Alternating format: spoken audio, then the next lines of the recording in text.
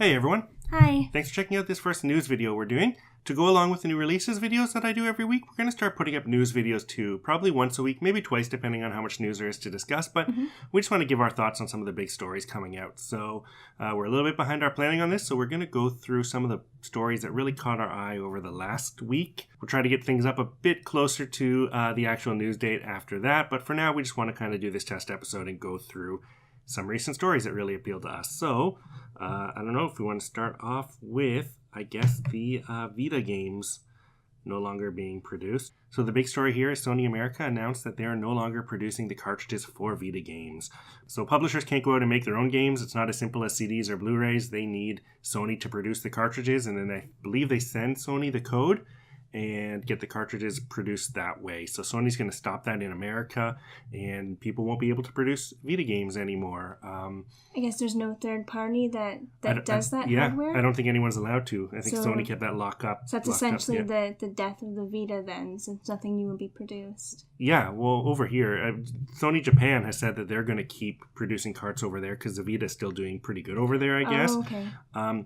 But it's surprising because even though a lot of people over here would say the Vita's dead, people would have said that probably since launch day because Sony really stopped supporting that thing right after launch. But we still get a fair amount of releases over here, and physically as well, like at least once a month, maybe twice a month. It's not that much, but it's something, right? It's not.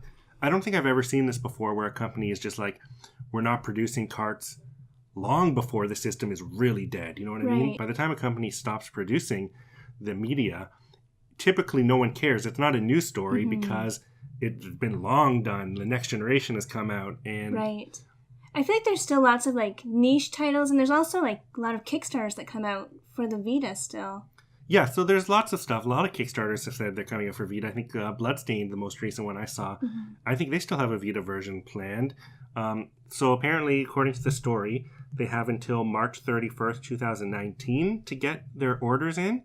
Well, that's when production will stop. So that's the last date that Vita production will happen. So I don't know when the deadline for submitting games is, but it'll be before then. So that makes for a tight deadline for some of those Kickstarter projects. And there are some, like I said, there's Bloodstained, but there's two I'm specifically waiting for. There's the Muv Love trilogy, which I'm waiting for, which is going to come out on Vita. They're translating it now. So that was the whole reason I backed that campaign, was for the physical release on Vita. And another visual novel, I forget, I think it's called Sharon something.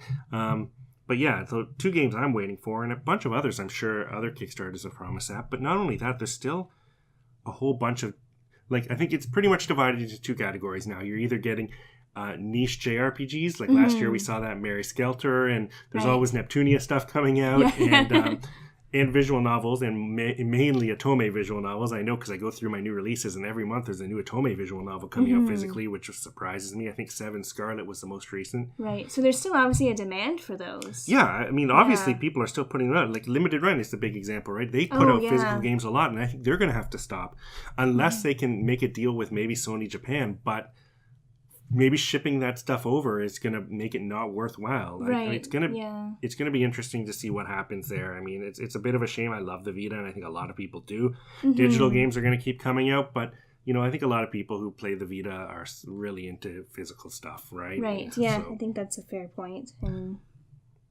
Moving on to the PS4. Apparently, John Codera, the new CEO of Sony Interactive Entertainment, has said that the PS4 is entering the final phase of its life cycle. So I think he said 2020, is it, or 2019, is basically when the system's going to be starting to get phased out, and the PS5 or the next version will come out. So that sounds like it's lining up with the end of the Vita, the end of the PS4. They're all coming around at the same time. And this guy also said that he sees portable gaming as part of the kind of PlayStation ecosystem. So some people took that to mean that maybe he's thinking about a new portable that will work with the PS5.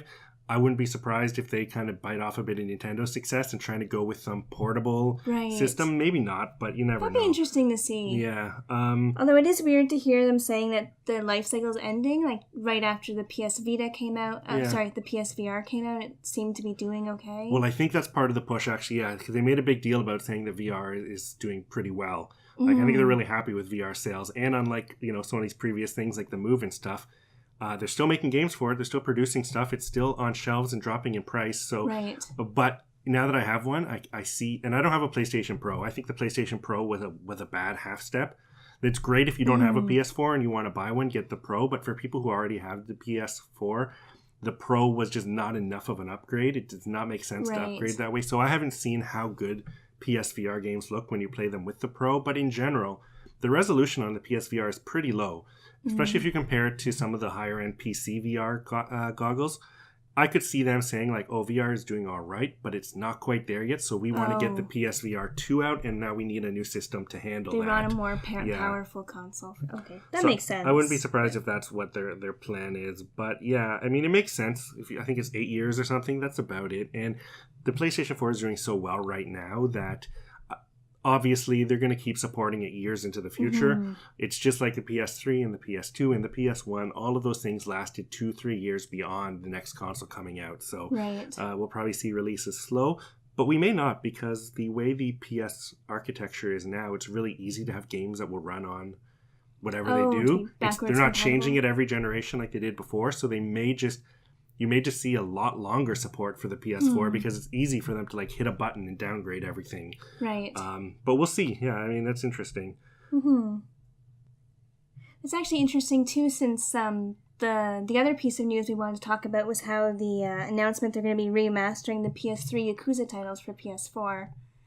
I saw they were going to be doing Yakuza 3, 4, and 5 will be coming to PS4 in Japan within the next year. Yeah, and at first it was just like a rumor, but then I think it officially got confirmed, and all the Yakuza games were reprinted recently, but a lot of people have sold or packed up their PS3s, and so I mean, it's kind of a shame for, we got Kiwami 1, we got Kiwami 2, and now 6 is out, and for a lot of people that really loved Kiwami 1 are waiting for Kiwami 2, there's a lot of story between 2 and 5, quite a bit, so we'll see what they do. 3 and 4 were still kind of, they didn't look that great. Like, they were good for the time, but they still kind of looked like more better versions of the PS2 games. Right. It was Yakuza 5 that really changed up the graphics to look a lot nicer. So I'd be interested to see how good those older games look. I read it's not going to be like a retelling or any kind of rework like they did for Kiwami. It's just going to be a straight up remaster. It's a straight up remaster. Yeah, they're not going to go through all that trouble. Yeah. It's exciting to see how it'll look. Yeah.